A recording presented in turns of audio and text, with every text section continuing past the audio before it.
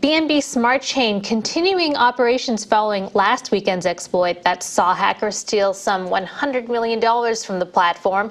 Chain validators have adopted a software update to close the exploit used by hackers to drain funds off-chain. Joining us now with more is Patrick Hillmann. He's the Chief Communications Officer at Binance. Patrick, welcome to the show. So this was quite a dramatic incident that happened last weekend. So I would love for you to go over what happened exactly during this exploit, during this hack, and how it happened. Yeah. Sure. Well, I think it's important to note that, Binance can't really take any credit for, how the hack was handled. The BNB chain community really stood tall on this. We first got notification from that team. They had been observing some activity that was not expected, let's just say. So essentially, this was an attack on one of their bridges, which allowed them to utilize an exploit to actually mint additional BNB. So imagine thieves breaking into the U.S. Federal Reserve and then printing their own money and then walking away with it. And that is exactly what happened here. That was what they attempted to do. Now, luckily, that community, their validators sprung into action really quickly, were able to lock down the chain and actually prevent the lion's share of that new minted BNB from being able to actually leave the ecosystem. So they attempted to walk out with approximately 2 million BNB, which would have been worth, around 570 million at the price point at the time. They were only able to get with approximately around 100 million. So, this is a pretty unique new attack that on this bridge. We've seen a series of bridge attacks recently. Obviously, that's sort of like attacking somebody at the joint of a bone, which we know there's still some vulnerabilities in the system. But I think what we're seeing is that as we see more of these attacks on bridges, the communities that rally around these blockchains are getting much better at shutting them down quickly, updating their systems, and being able to prevent a worst case scenario from happening, unlike what we might have seen a couple of years ago. It was pretty incredible to see how quickly the community sprung into action, especially with the ability of the BNB Smart Chain to actually shut down the chain with its validators. But it also called into questions, the level of centralization on BNB Smart Chain, because from what I understand, there are 26 active validators. They were able to coordinate and just shut the chain down. I mean, you can't do that with Bitcoin. So, it called into questions about the security level and level of centralization in that. And I'd love to hear you respond to that. Yeah, I think the industry has a very sort of moving definition of decentralization. And if you talk to somebody inside the industry versus somebody outside the industry, the definitions also vary. There's no question that decentralization is where the industry is continuing to evolve towards. I think a more centralized, decentralized ecosystem today actually has a lot of benefits.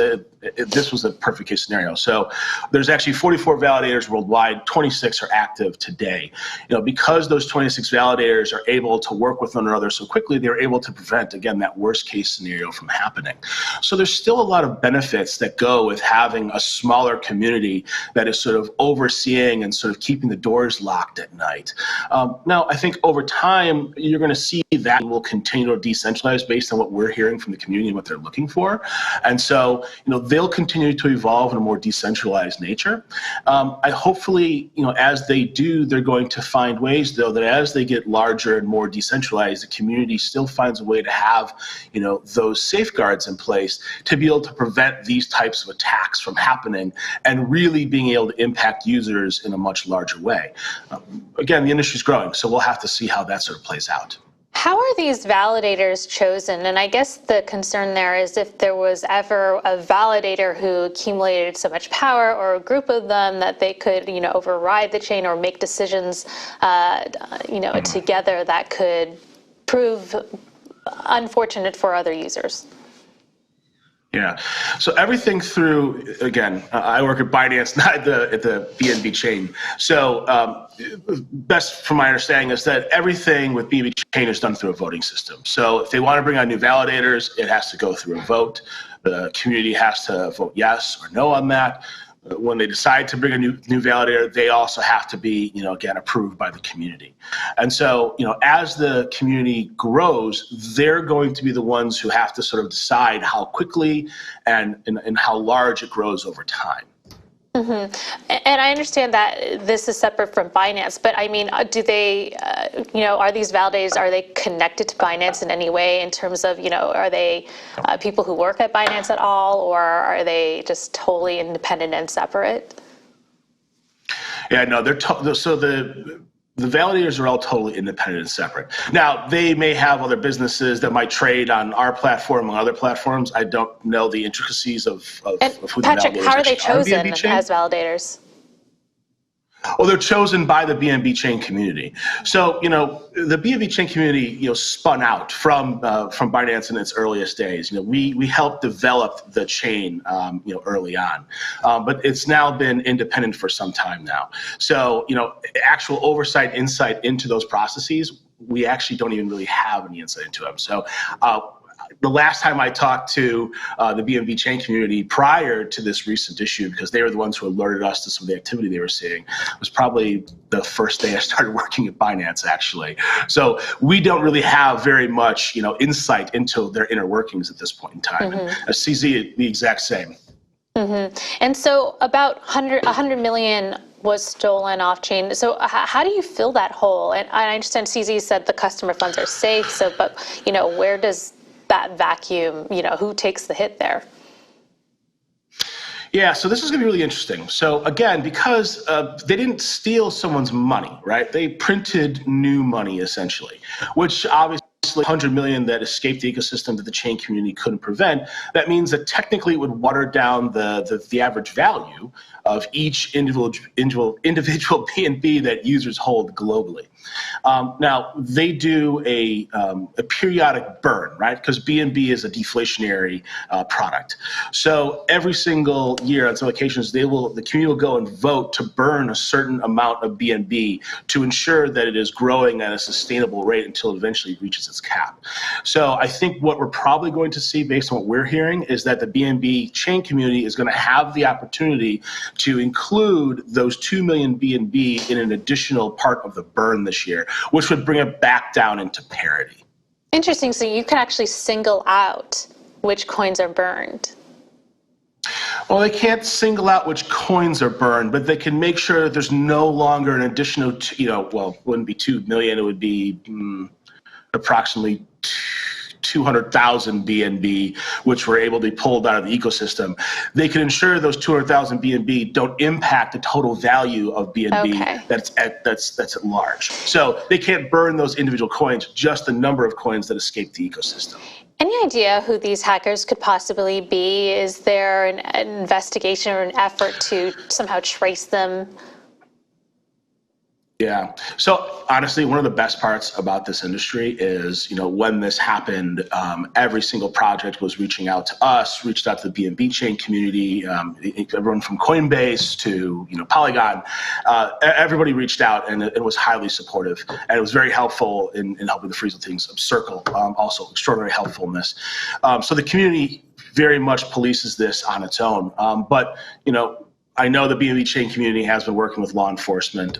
They are looking to track these down. I think elephant in the room here, as these attacks become more sophisticated, and in some ways this was a very sophisticated attack, and in some ways it wasn't.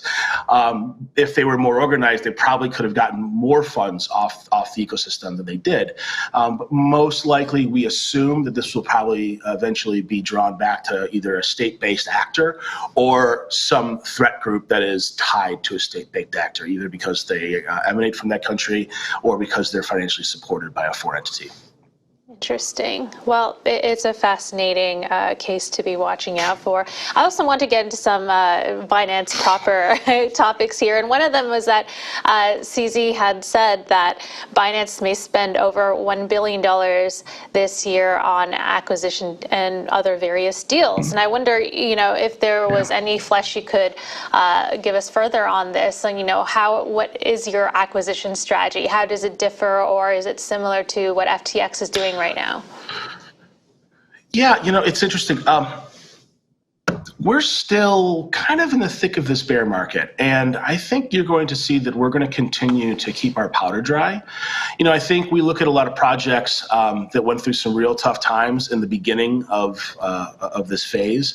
And we look at those projects that can't survive this sort of initial wave of bear market with a little bit of additional scrutiny.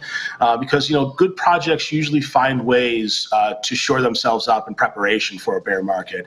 Or they're able to pivot very quickly and ensure that their projects can maintain liquidity and stay stabilized. So we tend to look at those projects that have issues right at the very beginning with a little bit of additional concern. So I think, right now, luckily, I think a lot of projects are doing pretty well through this bear phase, which is a great sign for the industry.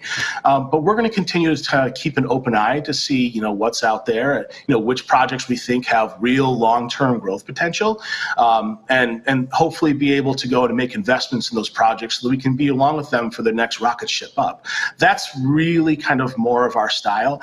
What we're not really interested in is looking at distressed assets and stripping them down and seeing what we can pull from, the rubble. We obviously are the .us company, which is a separate entity of Binance, was involved in the Voyager deal. I think in the end, that deal became just way too expensive for what was on the table for them.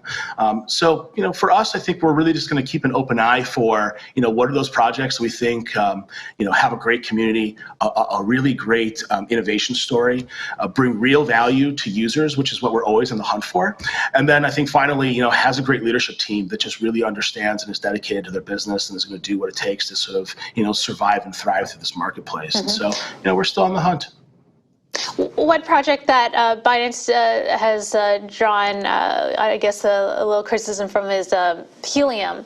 And I see that Binance had a partial delisting of the Helium token, and the CEO there from Helium saying that there was no basis for this partial delisting. But I wonder, was there?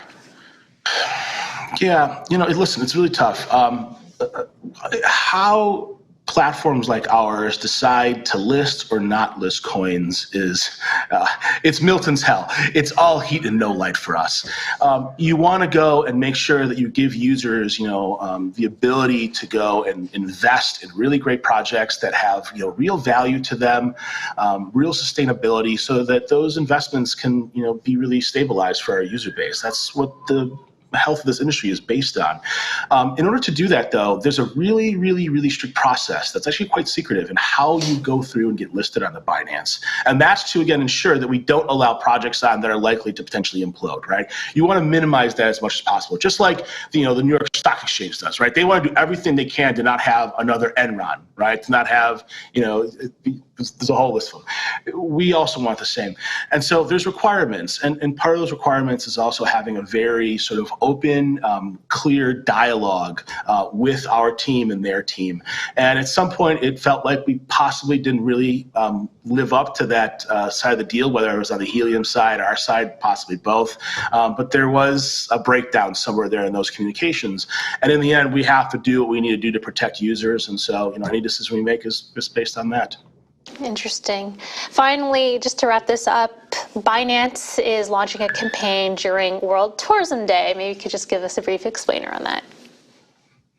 Yeah, listen, so one of the best things about this industry is how quickly things like pay and earn are growing across the globe. And right now, this industry should be all about just growing the pie. Right? We don't need to be picking at each other. We don't need to be hammering each other, because there's just so much, opportunity for all of us to grow. And this is just one of Binance's ways of helping grow that piece of pie. World Tourism Day is coming up. We wanted to highlight the fact that you can now, you can do a vacation across the globe and pay nothing but crypto. So we're giving away 50,000 tokens for people to experience their own crypto sort of dream vacation. We partnered with 2 global travel influencers, Lauren Bullen and Jack Morris, who are going to be out traveling the globe, doing various different activities, including some really cool treasure hunts. And we really want users to kind of go online, follow it on Binance's Twitter, and participate in this treasure hunt, find clues this month, and hopefully be able to take home a piece of pie for themselves.